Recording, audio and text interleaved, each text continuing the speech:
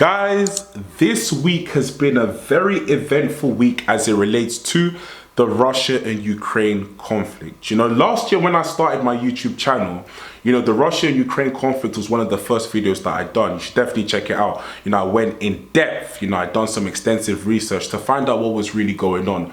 Because I believed that the media, the woke media and the establishment were feeding us lies. So I was like, hang on, what's going on? All these billions is going to Ukraine. They're saying Ukraine's going to win. This seems like propaganda. I'm going to do my own research and find out what was going on and what led up to the conflict. So I went into it in depth.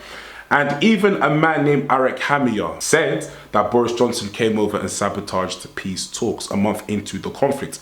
A peace talk could have been signed. He came over and said, no, scrap that. Fight, and they've been fighting, and 2025, come 2025, 2nd of March, Ukraine have lost 20% of their territory. NATO countries they've lost hundreds of billions of dollars for a lost war. Hundreds of thousands of Ukrainian lives gone, and honestly speaking, there doesn't seem to be a way to victory. There's no clear path to victory here. So Zelensky goes to Washington, just a few days ago, and he's sitting down speaking with JD Vance and Trump. I know you guys know about this, but I just want to talk about it real quick. And then, JD Vance and Trump are proposing this peace deal, and then JD Vance is trying to, talk to him about this peace deal, and he's like, what peace deal were you speaking about, JD Vance? Don't you see what Putin has done? Putin's bad, Putin's bad, Putin's bad. And JD Vance is sitting there saying, so what do you want to do? You want to carry on going, and he's going to start taking up more of Ukraine, more than the 20% he currently has now? What do you want to do? We should spend more money into this meat grinder for more lives to be lost, and there's still no outcome, or we come out of this in another 2 years, 2027, or 3 years, 2028, and now 1.5 million Ukrainians have died. Putin now has 40% of your country, and now you are weaker to come into the negotiation tables to negotiate with Putin. So what do you suggest? And Zelensky had no suggestion. He was just saying, why should we negotiate? Why should we talk about peace with Putin? And then he even threatens America.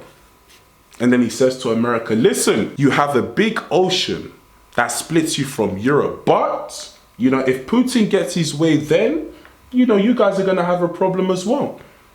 And that's where Trump went off. He's like, hang on, are you threatening us to giving you more money on top of the 300 billion that we've already given you? You should say thank you. You haven't won the war. You've had 3 years to win the war. You haven't won it. And you should be looking at ways to find peace. And then he comes over to the UK after they kick him out, from Washington, rightly so. And, what makes it even worse is liberals were actually campaigning for Zelensky, saying, oh my gosh, the way Trump spoke to Zelensky was awful. We need to stand with Ukraine. And then Zelensky's there like, yes, Trump spoke to me very badly. And he's having a pity party on the plane, on his private jet. He comes to the UK and he's like, Starmer, look at what Trump has done. He spoke to me so bad in front of the whole world. And Starmer's there like, oh my gosh, here's 2.2 billion pounds. Yes. And then Zelensky's like, thank you. Thank you. And now Zelensky goes back and he's probably going to beg other European countries for more money.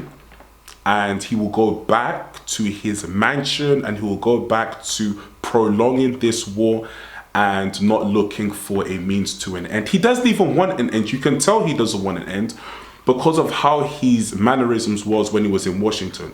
He was very off. He was like, these guys are going to talk about peace.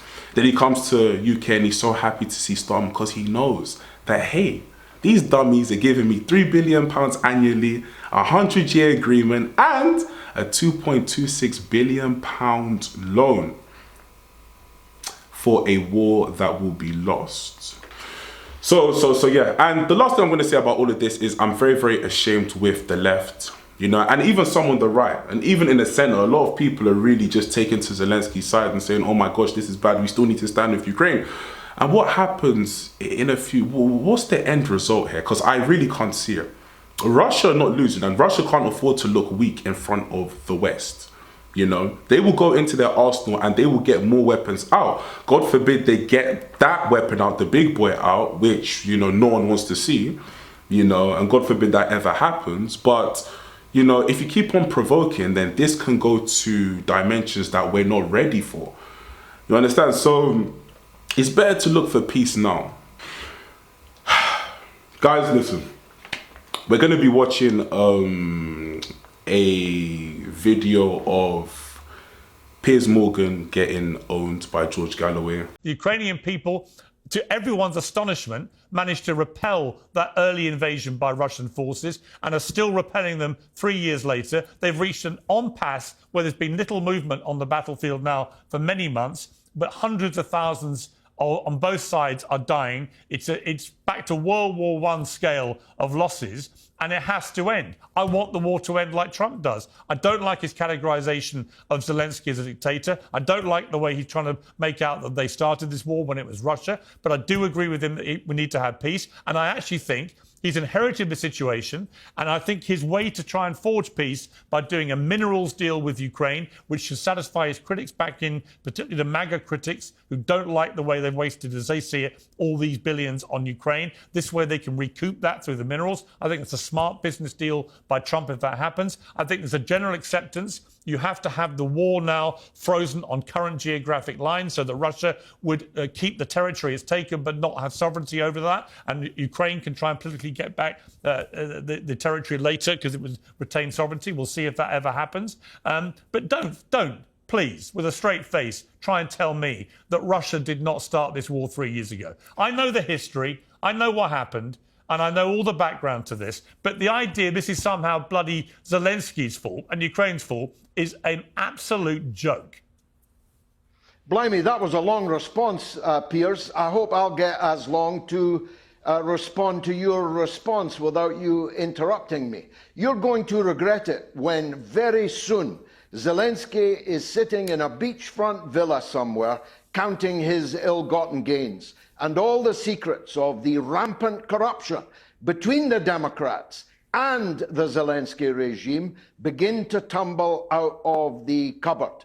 This war did not begin 3 years ago. You very well know that it began in 2014. You very well know that it began with a coup against the elected president of Ukraine, backed by Victoria Nuland and the administration at that time, and supported by you. You very well know that the criminalization of the Russian language, which followed hard on the heels of that coup, was the proximate reason for an uprising in the east of the country amongst Russian-speaking, ethnically Russian people.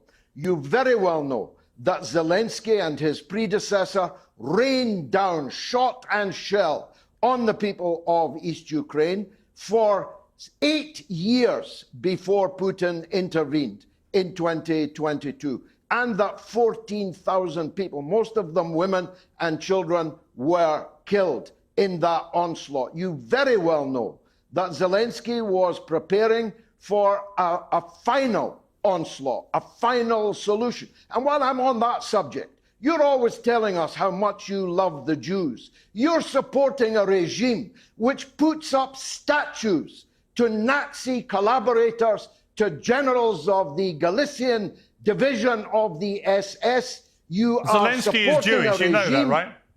You know Zelensky's Jewish, right? Do you?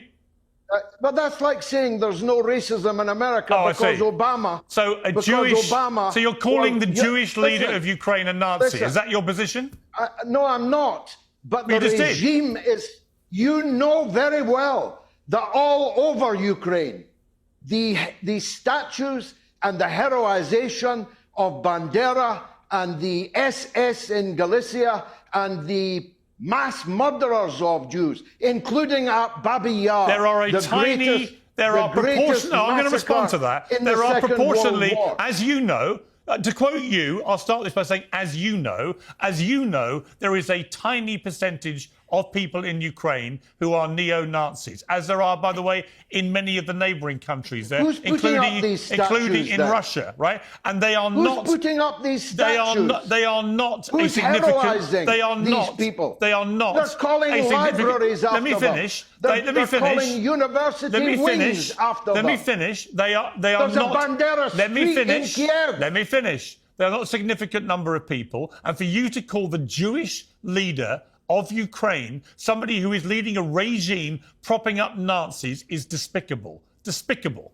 I've already said to you, that's like saying there's no racism in America because Obama was briefly the president of the country. The entire western part of Ukraine played a decisive role in the mass murder of Jews and Poles and others in the Second World War. And now they are heroizing the heroes of the SS and the other collaborating forces. A tiny number of people do that, as you well know. Tiny number of people. When all these things become clear. Let me ask you, why do you support?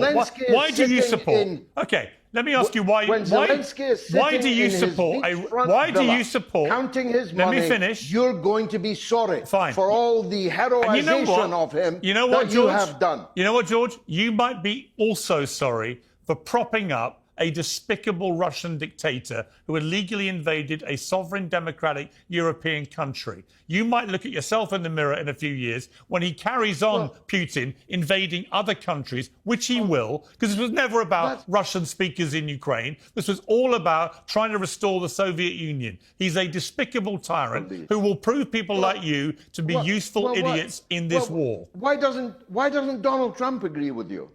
Because he's wrong. Well, you know, you have been up his ass all of these 2 decades. Really? You've kissed his feet. Really? You've licked his boots. You've fawned upon him. Really? You have been his super fan. And now, on this fundamental question of our age, he's entirely wrong. Well, no, he's wrong to call Zelensky a dictator, make out he's the perpetrator of the war. Yes, he's right to forge peace. Said that NATO, he's right to forge peace. And by the way, I hammered Trump so much over things like the COVID pandemic, January 6th, stolen election. He didn't talk to me for 6 months. So this idea I'm always sucking up to him is complete lies everybody again. Watching complete knows, lies. Piers, everybody watching knows you are Trump's biggest ass. I like him. Everybody watching. I like Donald Trump. I know you like him. I like him. Like him. And on many things, I like him. And on many things, fundamental question. Let me finish. The biggest question in politics in the world today, he's got it completely wrong. No, you didn't hear me. Why didn't you listen to what I said?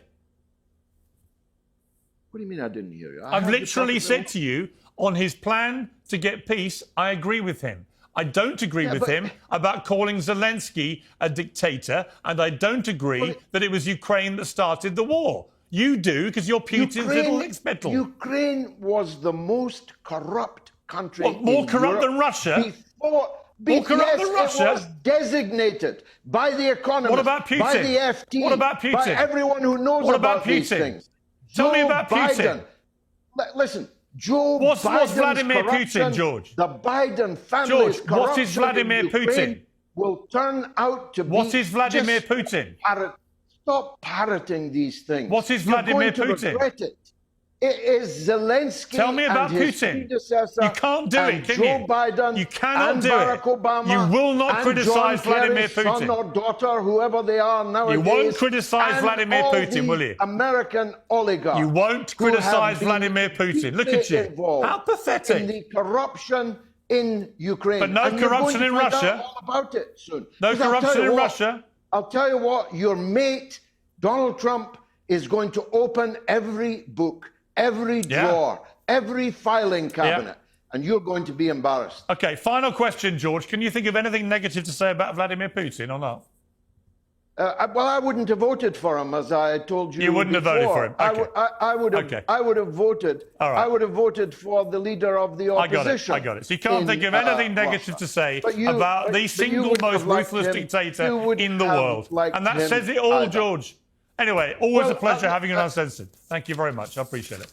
We don't need a nuclear power like Russia to be going at it, you know, with Ukraine for the next couple of years.